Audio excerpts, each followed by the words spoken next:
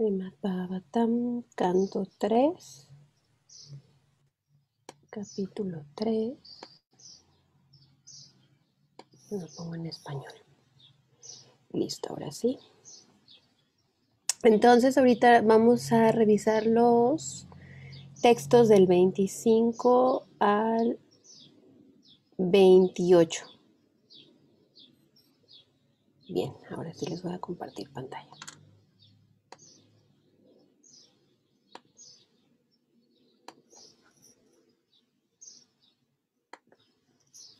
Listo. Bien, entonces voy a leer el 25 y se van preparando si alguien me quiere ayudar con los que siguen. Texto 25. Pasaron unos cuantos meses y entonces, confundidos por Krishna, todos los descendientes de Vrishni, Boya y Andaka, que eran encarnaciones de semidioses, fueron a Prabhasha, mientras que aquellos que eran devotos eternos del Señor no fueron, sino que permanecieron en Dwarka. Texto 26. ¿Alguien quiere leerlo? Yo. Después de llegar allí, todos ellos se bañaron y con agua de ese lugar de peregrinaje ofrecieron sus respetos a los antepasados semidioses y grandes sabios, y en esa forma los satisfacieron. Ay, ya se veía. Los satisfacieron. Híjole. Dieron vacas a los brahmanas a manera de caridad real. Gracias, Lupita. 27. A mí me gustaría, por favor. Gracias, Lu. Los brahmanas no solo recibieron de manera de caridad vacas bien alimentadas, sino también oro, monedas de oro, ropa de cama, vestidos, asientos de piel de animal, mantas, caballos, elefantes, muchachas y suficiente tierra para su manutención. Gracias, Lu. Y el último. ¿Quién nos ayuda? A ver, si quieren, a ver, ¿qué lo? ¿Yo? Sí, Lele. ¿Sí, Abigail, quieres tú o yo? Bueno, después, No, gracias. Después ofrecieron a los brahmanas alimentos sumamente deliciosos, ofrecidos primero a la personalidad de Dios, y ofrecieron sus respetuosas reverencias, haciendo que sus cabezas tocaran el suelo. Vivían de una manera perfecta, protegiendo a los brahmanas y las vacas. Muchas gracias.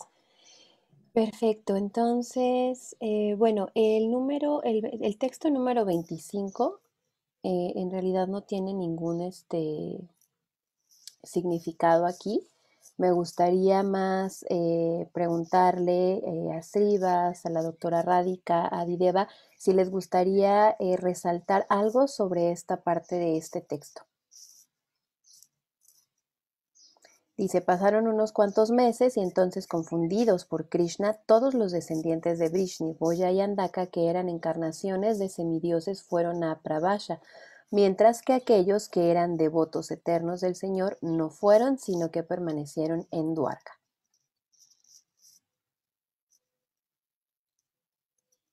Bueno, igual quisiera comentar, no sé si en el significado siguiente o anterior, Prabhupada también habla un poquito de este punto de que los devotos de Krishna, los devotos puros, tienden a no hacer peregrinajes en sí.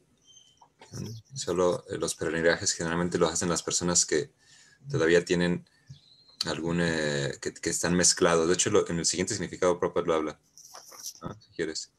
Sí, en el que sigue menciona, dice, entre los devotos del Señor existen varias divisiones, principalmente Nityasiddhas y Sadhanasiddhas. Los devotos Nityasiddhas nunca caen en la región de la atmósfera material, aun a pesar de que algunas veces vienen al plano material a llevar a cabo la misión del Señor. Los devotos Sadhanasiddhas se eligen de entre las almas condicionadas. Entre los devotos sadhana hay devotos puros y devotos con mezcla. Los devotos con mezcla se entusiasman algunas veces con las actividades fruitivas y están habituados a la especulación filosófica. Los devotos puros están libres de todas esas mezclas y están completamente absortos en el servicio del Señor, sin tener en cuenta cómo y dónde están situados. A los devotos puros del Señor no los entusiasma poner a un lado el servicio que ofrecen al Señor para ir a visitar lugares santos de peregrinaje. Un gran devoto del Señor de los tiempos modernos, Sri Narottam Das Thakur, ha cantado lo siguiente: visitar lugares santos de peregrinaje es otro engaño de la mente, pues llevar a cabo servicio devocional para el Señor en cualquier lugar es la última palabra en perfección espiritual. Yo creo que esto es algo bien interesante porque justamente hablamos de que en realidad todo hay que ofrecerlo a Krishna, ¿no? Y nosotros podemos incluso hacer un lugar, un templo en nuestra misma casa, ¿no? Aquí menciona como que en realidad dice que visitar lugares santos de peregrinaje es otro engaño de la mente. O sea, muchas veces pensamos que cuando vayamos a la India vamos a mejorar nuestra vida espiritual, y cuando vayamos a estos lugares de peregrinaje, ahí es en donde vamos a poner todo, ¿no? Para nuestra vida espiritual. Y de verdad que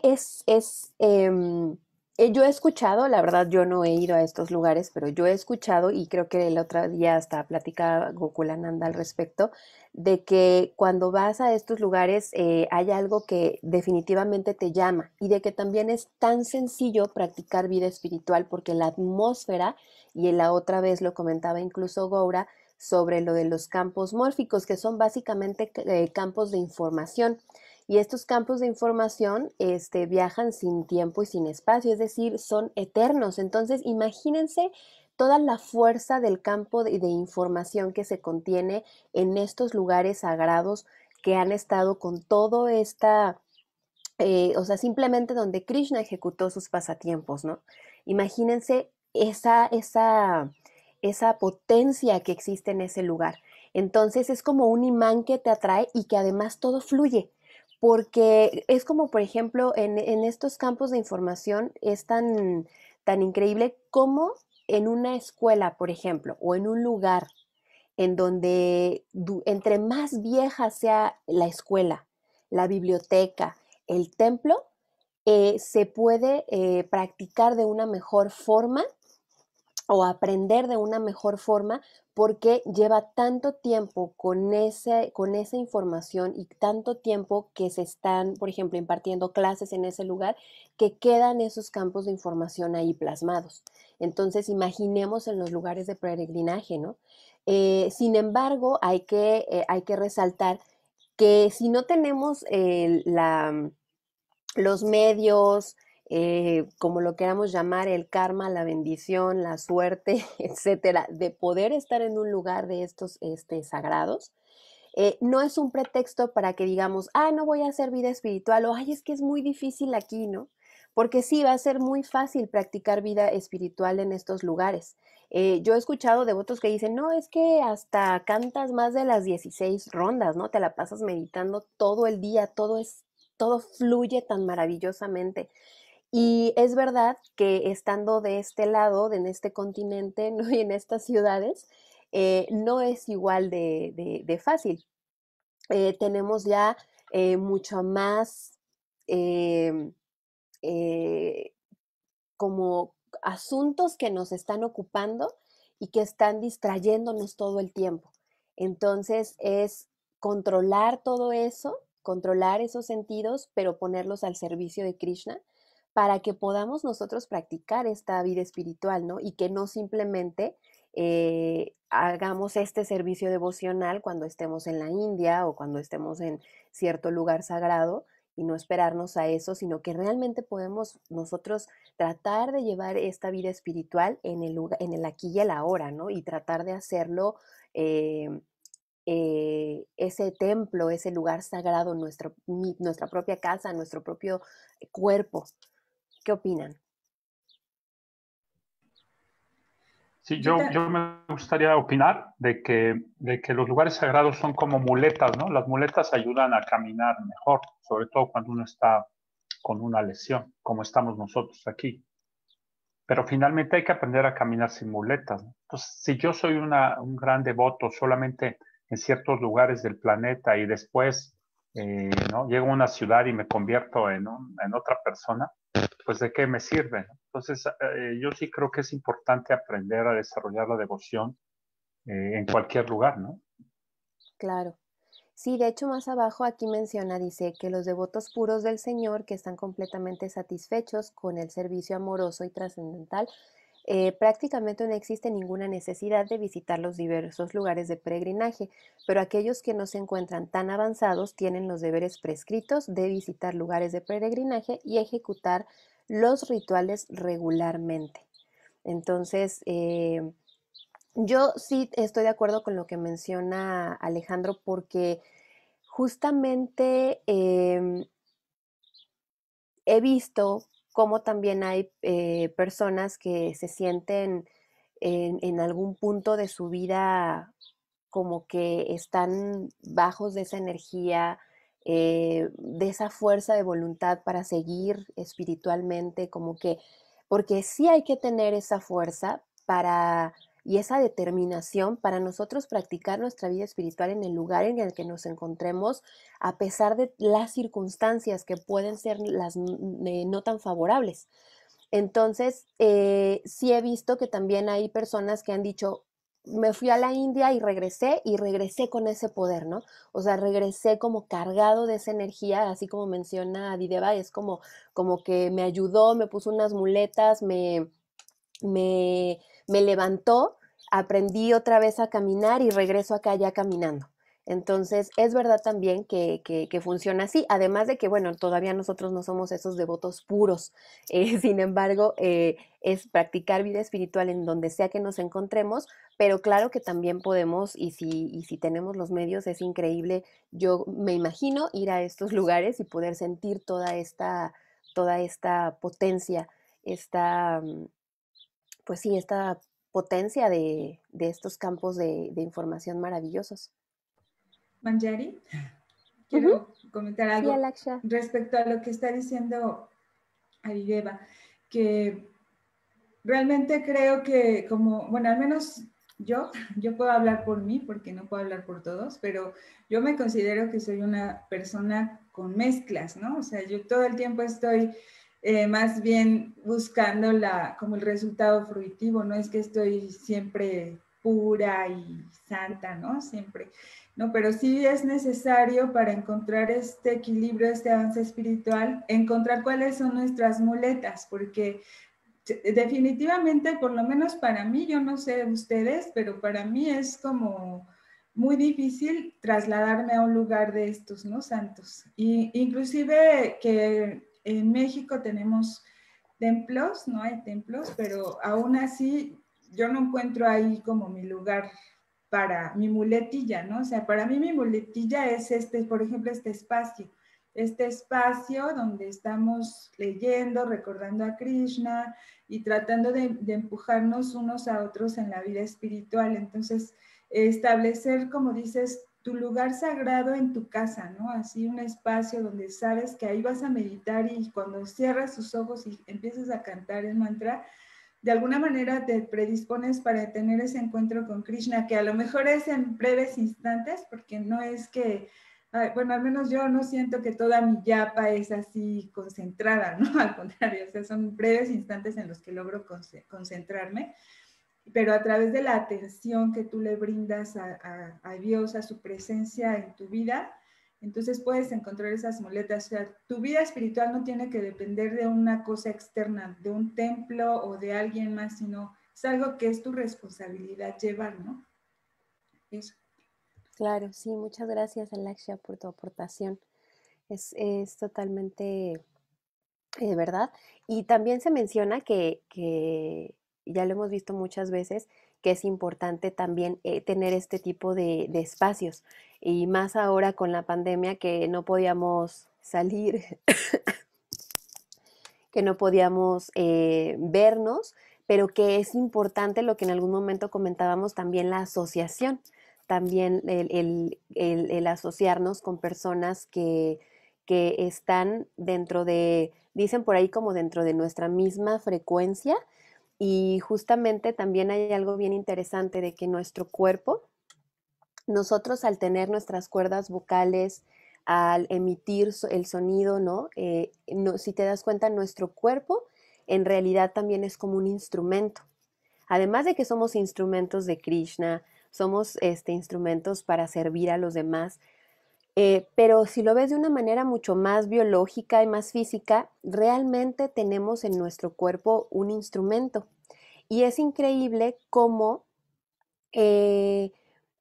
cuando nosotros hablamos, por eso platicábamos también que es importante lo que nosotros hablamos y el ocupar nuestros sentidos en el servicio de Dios, y también hablar de Dios, recordar a Dios, escucharlo, porque en la medida que nosotros emitimos los sonidos, está mandando una información a alguien, pero principalmente una vibración.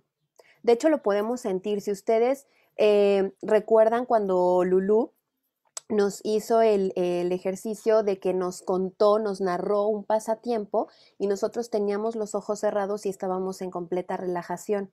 Cuando realmente ponemos atención a una escucha atenta, podemos realmente captar, y más que ponernos a pensar, si se dan cuenta, más que ponernos a la lógica a pensar, también, que sí puede ser porque hubo, por ejemplo, Pili, quien mencionó, a mí me surgió acá, se puso filosófica, ¿no? A mí me surgió esto y esto y esto y eso es como una realización. Pero más que eso, sientes, percibes. Entonces, en el momento en el que tú estás percibiendo y estás sintiendo algo, y hasta puedes notar en qué parte lo sientes, en qué parte de tu cuerpo lo sientes, así pasa con todo lo que nosotros hablamos y con todo lo que nosotros decimos. Por eso es súper importante la forma en que nos comunicamos con las demás personas, y al mismo tiempo, cuando nosotros estamos así emitiendo estos sonidos, hablando de Dios, por ejemplo. Entonces también se vale de esas personas que dicen, no, es que como que yo no, como que no vibro, ¿no? No vibro. O sea, si yo ahorita les digo a ustedes, cierren los ojos, y yo les digo, eh, eh, una vez Gora nos puso un video, no sé si ustedes lo recuerden, de cómo el agua, cuando tú le dices palabras, va cambiando y va haciendo formas. Entonces, cuando tú le dices palabras lindas de amor y positivas, hace mandalas hermosos, ¿no? Así parece un caleidoscopio. Y cuando le dices palabras negativas, hace como, no sé, así como si estuviera dispersa, podrida, formas raras, colores raros. Entonces, de esa misma manera, nosotros estamos percibiendo toda esta información que nosotros estamos teniendo. Y cuando nosotros hablamos con alguien, también se vale decir, no, pues como que con esta persona no me gusta, no me vibra, a mí no me gusta lo que ella me está diciendo, ¿no? Pero no es en realidad de que simplemente sea una cuestión energética de, ay, no me vibra, sino que realmente o sea, realmente es que no te está vibrando bien, porque somos instrumentos que emitimos esta vibración a través de nuestras palabras y de cómo nos comunicamos. Entonces es maravilloso también saber que nosotros tenemos que, tal vez no tenemos, para no ponerlo como una obligación, pero que podemos tener estos encuentros en donde nosotros nos vamos integrando y vamos recordando a Krishna y estamos hablando de Krishna, y entonces todo esto empieza a hacer esta atmósfera que nosotros necesitamos para practicar nuestra vida espiritual. ¿Qué opinan? Sí, ¿puedo comentar algo? Claro.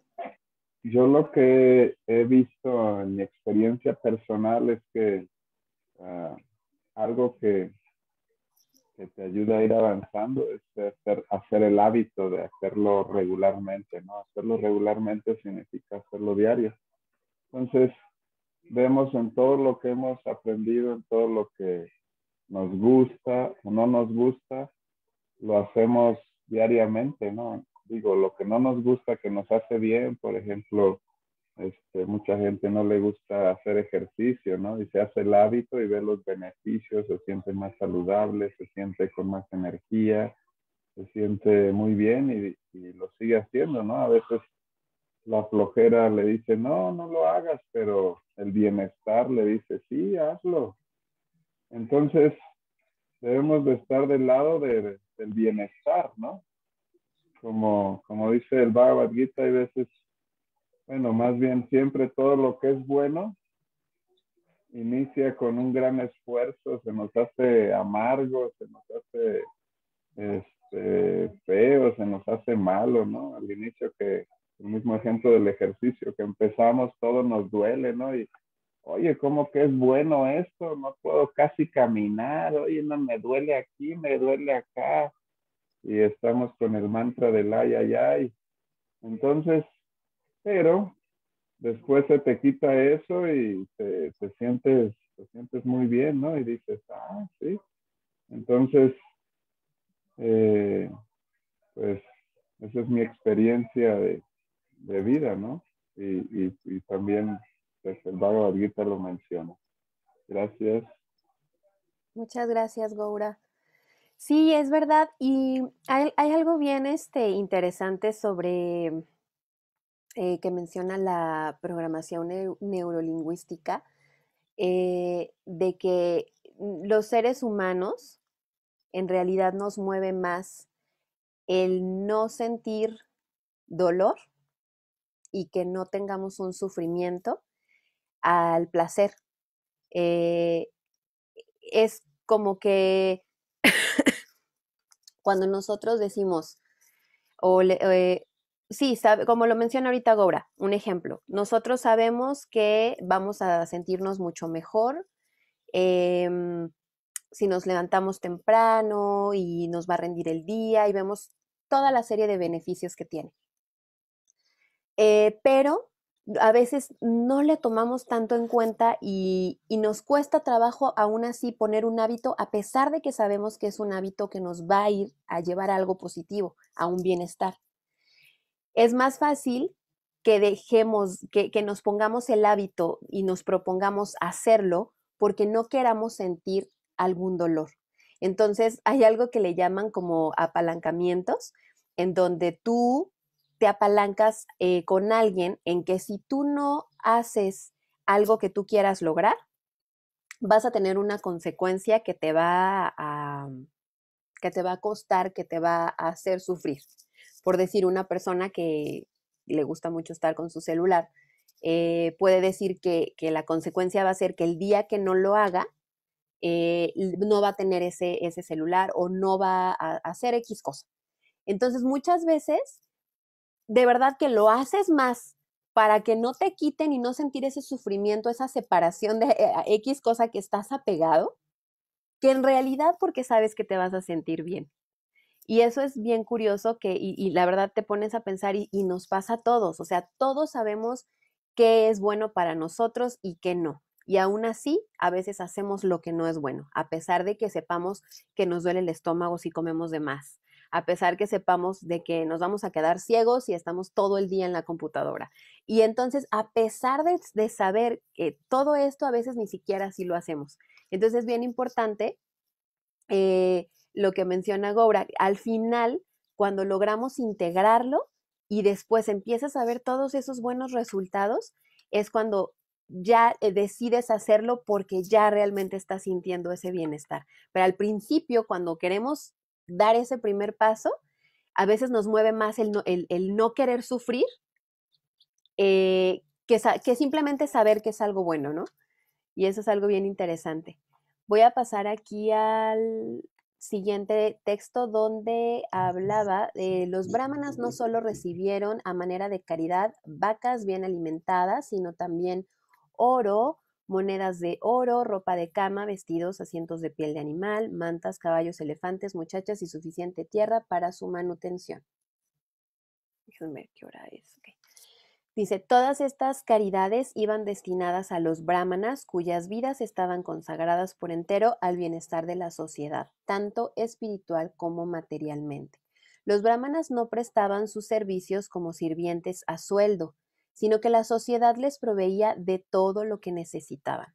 Para algunos brahmanas que tenían dificultades en casarse, se buscaba la manera de darles muchachas. En consecuencia, los brahmanas no tenían problemas económicos.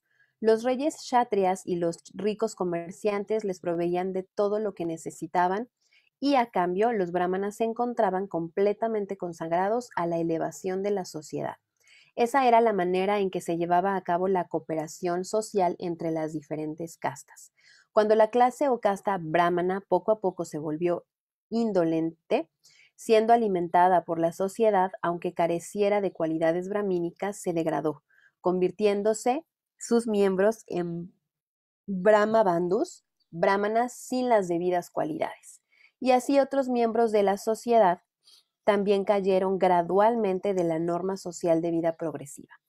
Como se describe en el Bhagavad Gita, el sistema de castas está creado por el Señor y se organiza según la cualidad del trabajo que se ofrece a la sociedad y no en términos de derechos por nacimiento, como falsamente se pretende en la degradada sociedad actual. Y aquí, a mí muchas personas que saben que viene toda esta filosofía de la India y que saben que nosotros seguimos el Vaishnavismo, nos preguntan mucho a veces sobre cómo que creen que porque yo sigo algo que está relacionado o que viene de la India o que se dio en la India, como que creen que en nuestra cultura es lo mismo, ¿no? O creen que dentro de nuestra filosofía es lo mismo. Y entonces dicen, no, pero lo de las castas y las castas están como muy marcadas. Bueno, eso es en la India, en la cuestión puede ser actual. Creo que todavía en algunos lugares lo tienen muy marcadas las castas, pero de una manera falsa, como lo menciona aquí Srila Prabhupada en el significado, que dice aquí que el sistema del Varnashram Dharma, básicamente es a lo que se refiere, se organiza según la cualidad del trabajo que se ofrece a la sociedad. No en términos de derechos por nacimiento, es decir, que no nada más porque yo nací en una familia de comerciantes, yo ya voy a ser comerciante, ¿no? O voy a aportar eso. Puede que yo pueda aportar algo diferente. Entonces, este es un tema bien interesante que podemos desarrollar y yo, si ustedes pusieron atención, probablemente les brincó un poquito porque a mí me pasó, donde menciona aquí que los brahmanas, cuando no tenían dificultades para casarse, se buscaba la manera de darles muchachas. Así dice aquí, cuando la sociedad proveía todo lo que... Para algunos brahmanas que tenían dificultades en casarse, se buscaba la manera de darles muchachas. Entonces, también ese creo que es algo como también interesante, un tema que podemos tocar. Creo que Srivas nos podría hacer un comentario al respecto de esto. Y déjenme, conecto mi computadora, porque si no me voy a quedar sin batería. Una disculpa. Sí, me gustaría comentar, pero antes me gustaría escuchar cuáles son las diferentes reflexiones que tienen los demás. Vale. ¿Alguien por ahí? Bueno, que actualmente no hay ese sistema, ¿no? Los brahmanas ahora han perdido esa ayuda y pues la sociedad por eso está como está degradada, ¿no? No hay personas que se dediquen 100% a la vida espiritual y ayudar a los demás. Bueno, sí hay personas, pero digo, no como antes, que era muy, muy común, o que era esa parte muy, muy marcada, ¿no? De que, si eres brahmana, ok, vamos a ayudarte, vas a tener unas vacas, vas a tener tu ropa, tus caballos, elefantes, no sé, ¿no? Todo eso. Entonces, pues actualmente en Kali Yuga es difícil de hacer eso, ¿no? Todos están, la mayoría, luchando por la existencia material, por conseguir que comer, dónde vivir, y hasta ahí se queda se queda la parte material y poco están buscando el conocimiento, poco están buscando la autorrealización. Entonces, pienso que sea, pues sí, como dice Srila Prabhupada en el significado, todo se ha degradado, ¿no?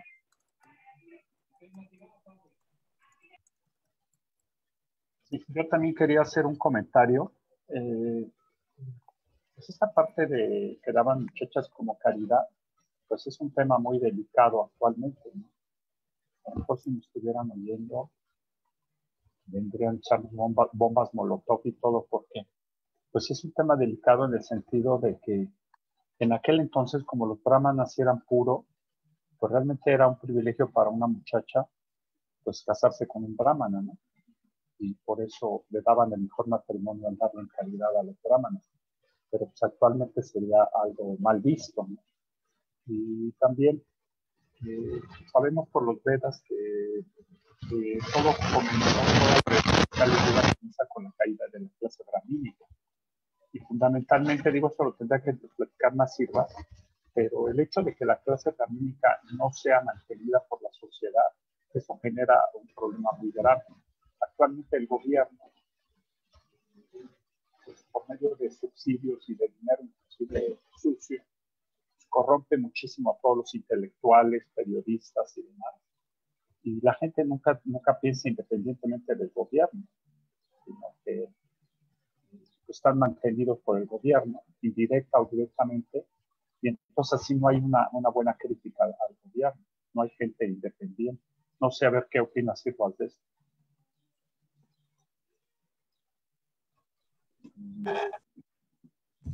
¿Alguien más Ay, bueno, comentar? no, yo, Srivas. Bueno, ya más o menos tengo un poquito de tiempo estudiando como que el sistema de Varna Ram Dharma. Y aunque todavía no le entiendo bien y no me siento muy posicionada bueno, sí en mi ashram, pero, o sea, como está tan conectado con el propósito de vida, a veces sí me da como mucha ansiedad de que tengo el propósito de vida más claro, mi propósito, pero luego así como hacerlo hacia atrás, conectarlo con mis características favorecidas o negadas en esta vida material. O sea, como que no termino de conectar los porqués karmáticos y con la parte del propósito de vida, o sea, como que no está muy íntimamente relacionado, pero sí me da un poco de certeza porque está todo muy revuelto, ¿no? Entonces no quiere decir que sea estrictamente yo tenga un perfil estricto de acuerdo a esas castas, pero sí me da una orientación, o sea, sí me gusta porque me siento orientada, pero no termino de mi autoconocimiento, ¿no? Basado en la sociedad védica. Bueno, a mí me gustaría entenderlo mejor. Muchas gracias, Oli. De hecho, bueno, aquí estamos teniendo dos temas. Me gustaría que ahorita los 20 minutos que quedan podamos, bueno, hacer como una breve, sí, discusión al respecto de estos dos temas. El tema que comentó Adideva sobre darle muchachas o pareciera que se tomaban como objetos a las mujeres y que se daban, ¿no? A los brahmanas. Y por otra parte tenemos también el tema del Varnashram Dharma, que es demasiado extenso, hemos platicado ya muchísimo al respecto aquí. Entonces, bueno, no, yo sí me tengo que ir así como en puntísimo de las 9, entonces me gustaría que designemos esos 10 minutos para cada tema. Entonces, bueno, Sriva, si quieres comenzar con alguno de ellos. Gracias, Manjari. Igual comento lo más rápido que pueda. Primero, lo que menciona Adideva. Es un tema muy, muy importante y que hay que contrastar también históricamente y entender un poquito el contexto histórico de cada lugar, cada tiempo. Y, por ejemplo, ahorita se está hablando, número uno, de la familia de Krishna, ¿no? Personas que estaban en aquel tiempo representando como Varna Ashram en su máximo, en su perfección. Y también, simultáneamente, hay detalles interesantes, como por ejemplo, que una muchacha se dé como caridad, habría que ver también, porque hay evidencia también en los Vedas, de que no, sobre todo en la clase laboral de los políticos guerreros, las muchachas generalmente tenían siempre la opción de elegir a sus esposos.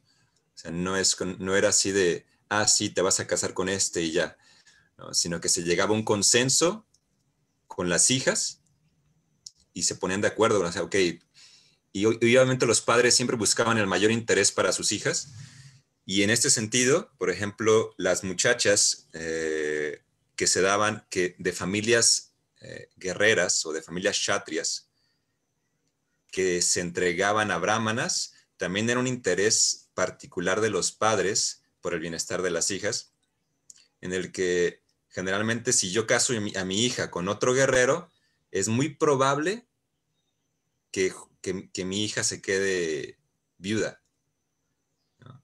Entonces, para muchos padres de la clase de los guerreros, era mucho más benéfico que mi hija se case con un brahmana bien cualificado, pacífico, y que le dé una vida tranquila a mi hija, ¿no? Y que pueda vivir y que la cuide toda la vida, a casarla con un guerrero todo pasional y que va a ir a la guerra y que al final lo van a matar. Entonces los mismos guerreros sabían esa realidad. Entonces es interesante ver esa parte. Cuando un guerrero, como todos estos hijos del Señor Krishna, que eran todos guerreros, entregaban su hija a un brahmana, hay que tener en cuenta esas dos cosas. Que hay evidencias que se llegaba a un consenso. O sea, no eran tratadas como objetos. Y dos, que realmente era una decisión inteligente para el tiempo de ese momento. Y eso es como algo que quería nomás para ver el contexto en el que se estaba llevando esto. Sin embargo, Krishna nos da el conocimiento para aprender a discernir lo que es mejor en cada tiempo. O sea, obviamente en este momento, pues para empezar, como mencionó Livia, Varna Ashram no es tan claro, tan evidente, o sea, no hay divisiones tan claras. Parece ser que es mucho más complejo en estos tiempos. O sea, a veces la gente no sabe, es que lo que yo hago es de kshatriyas. Así los devotos vienen y me preguntan eso, ¿no? Es que yo soy programador, es que yo soy esto. ¿Qué es que esto como que dónde entra? ¿No? Soy brahmana, soy kshatriya, soy shudra. Entonces, no es tan, parece ser, sí es sencillo, tampoco es tan complicado, pero la forma en la que se ha presentado el Varna Ashram hasta ahora se presenta como muy cuadrado, pero Varna Ashram es muy, muy, muy amplio, ¿no? Incluye todas las labores que una persona puede brindar como contribución, como servicio a la sociedad, y también todas las labores que una persona puede, o formas que una persona puede parasitar a una sociedad, ¿no? Entonces, en ese sentido, y regresando al punto de las mujeres, de las niñas, muchachas, en este tiempo, obviamente, para poder juzgar, Krishna nos enseña a juzgar con básicamente 5 factores, ¿no? En aquel tiempo, el jnana era, podemos entender que era evidente, ¿no? Era por el mejor interés de la muchacha, además de que también era para ayudar al brahmana que estaba haciendo una labor muy especial de contribuir a la sociedad, de elevar la conciencia de la sociedad, y era algo que era evidente, o sea, no es de que no se sabe si es bueno, si es malo, ¿no? El brahmana realmente era algo evidente, y dudo mucho que un padre de la categoría de la familia de Krishna no tenga claro esa parte, ¿no? Entonces, su jnana o la información que lo impulsa a eso es muy clara, pero están los otros factores, y en medio de ellos, para no extenderme, no voy a tocarlos todos ahorita, está el autor. ¿Okay? Definitivamente es el mejor esfuerzo que se podía hacer en ese momento. Y ese es lo que un padre debe de preguntarse constantemente. ¿Qué es lo mejor que yo puedo hacer para mis hijos? Y a mí me gusta decir que, de cierta manera, lo que ocurre, que realmente ocurre, está sancionado por Paramatma. Entonces, posiblemente nosotros no veamos la perfección de eso. ¿Sí? Pero si analizamos fríamente, digamos, bueno, es que el padre hizo lo mejor que podía para sus hijos.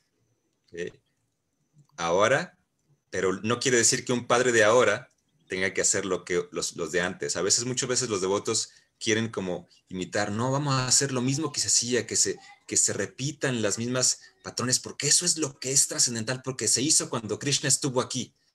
No.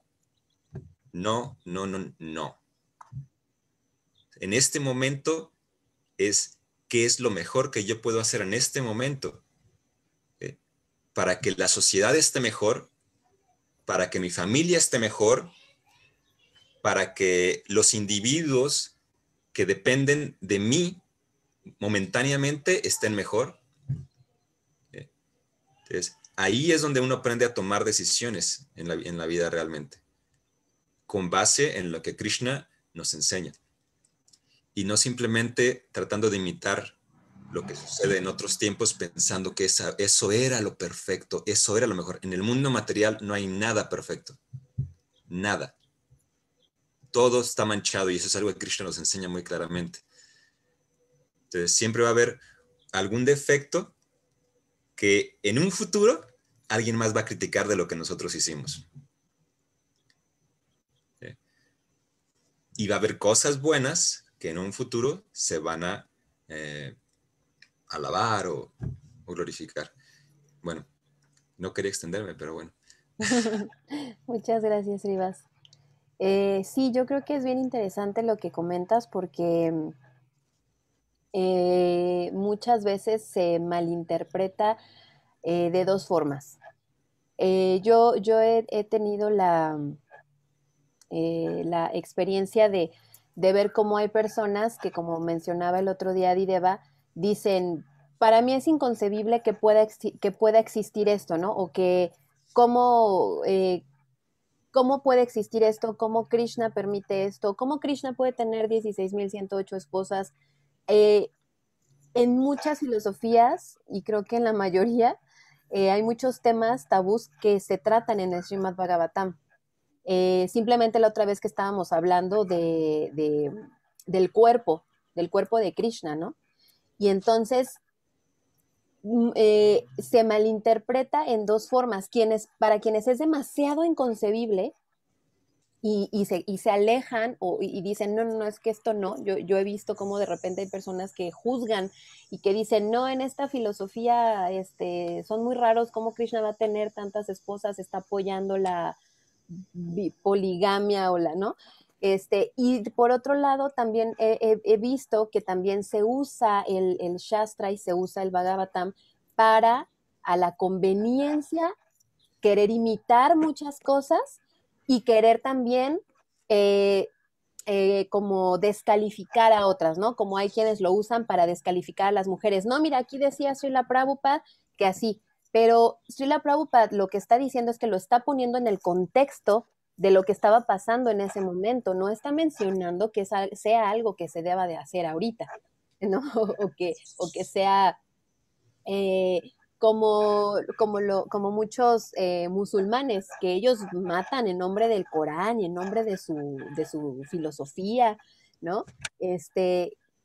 Nuestra mente a veces es tan dispersa y cada quien tiene, esto le llaman también engramas, que yo cuando digo, creo que la otra vez Gobra lo mencionaba, yo puedo decir algo y cada quien empieza a tener totalmente una concepción diferente. Yo puedo decirte caballo y si le pregunto a cada quien en qué caballo pensó, cada quien va a tener su caballo, ¿no? De un color, de una forma, etcétera. Entonces, nuestra mente es así y es muchas veces por eso que se menciona que nosotros necesitamos tener una guía adecuada sobre estos temas, porque podemos caer en estas dos partes, ¿no? O sea, de que nuestra mente suelte ciertos engramas, alguna información, y entonces yo quiera tomar a mi conveniencia las cosas.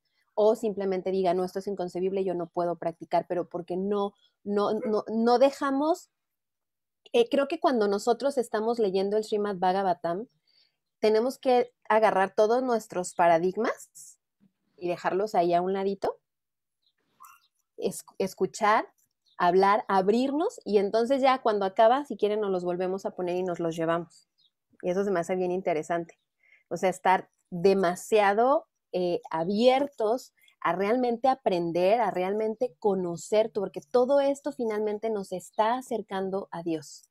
Y seguramente dejamos esos paradigmas y seguramente muchos ya ni siquiera los vamos a volver a cargar cuando termine la práctica, cuando termine la clase. Yo creo que eso es bien interesante.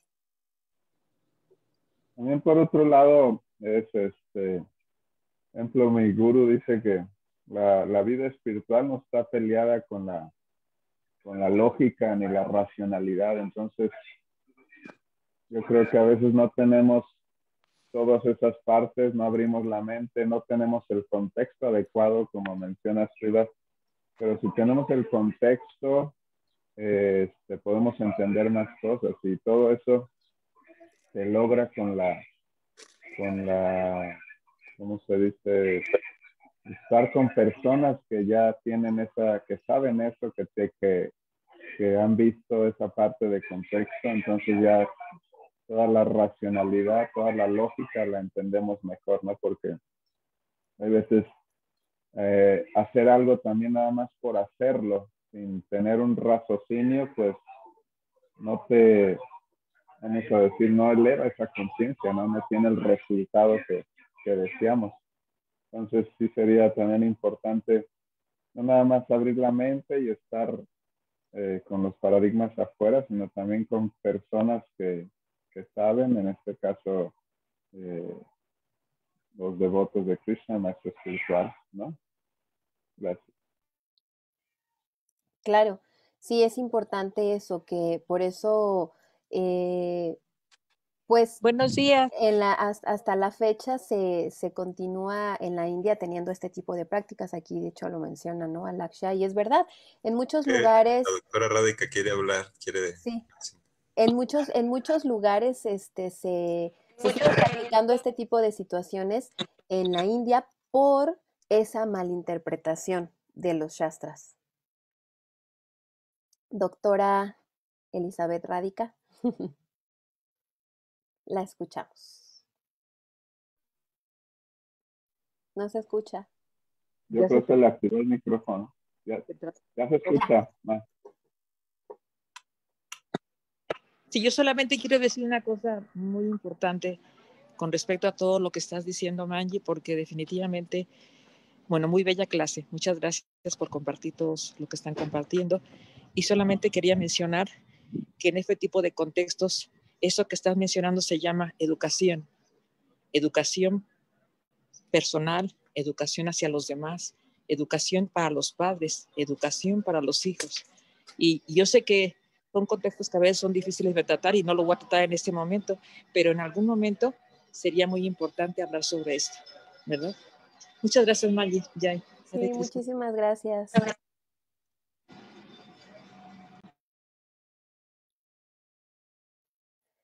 Sí, es bien interesante. De verdad, estos temas son mucho más profundos y a veces nos quedamos solamente con, creo que la parte de precisamente de investigar más, de incluso ver de dónde vienen las palabras, ¿no? Todo eso es bien importante porque vamos realmente teniendo pues un contexto y además, como lo mencionaba Srivas, ¿no? También es el ahora. Incluso Srila Prabhupada, cuando vino y nos dio todo este conocimiento, lo hizo de una manera que en ese momento se necesitaba. Se menciona, algunos discípulos de él mencionan que pues había como las divisiones entre los que estaban en el asunto de la guerra, la política, y entonces vieron en el Vaishnavismo y en Srila Prabhupada una esperanza, una luz. Y entonces, dentro de todo esto, así es como yo veo Krishna West. Yo veo este proyecto de Krishna West también como una luz que viene realmente a sacar todos estos temas que son tan importantes, a sacar realmente a que podamos, como dice la autora Rica, tenemos que hablar de estos temas y tenemos que abordarlos porque son importantes, son parte de la sociedad. Incluso el Varna Ram Dharma, ¿no? O sea, no es que nada más sea así, o sea, Krishna lo implementó y lo implementó por algo y no lo implementó como erróneamente piensan que es como castas. Es realmente, así como decía Srivas, ¿no? O sea, la forma en la que lo han presentado ha sido muy confusa. En realidad no es tan confusa. A ver, después, Oli, te mandamos alguna plática de las que mencionó Srivas al respecto, porque ha habido varias que ha profundizado muchísimo en el tema. Igual si Srivas después tienes el enlace o te recuerdas cuál para mandárselo a Olivia, porque de verdad que cuando ya lo ves de esta forma en la que lo plantea Srivas es bien interesante y mucho más fácil de poder entenderlo. No es tan rebuscado. ¿Goura levantó la mano? Sí, gracias. Muchas gracias. Sí, algo rápido. Otra pregunta que hizo Alejandro respecto a que los brahmanas, o más bien que actualmente el gobierno puede corromper pagándole a las personas con buen juicio, a los que manejan el conocimiento. En ese tiempo, como todos ayudaban a los brahmanas, el brahmana no tenía que darle cuentas a nadie. Entonces, de esa forma, no podían sobornar al brahmana y el brahmana era libre. De hecho, una regla de los brahmanas es esa, que no puedes depender de nadie, sino vas a irte como a esa parte, vas a balancear el conocimiento hacia esa parte, ¿no? Como quererlo ayudar. Entonces el brahmana no es bueno que dependa así de una sola persona o alguien que le pague. A ver, yo te pago para que trabajes para mí. Entonces, todos ayudaban al brahmana. Entonces el brahmana ayudaba a todos. Nada más eso. Gracias, Goura. Sí, pues es parte de la educación. Ahorita creo que para muchos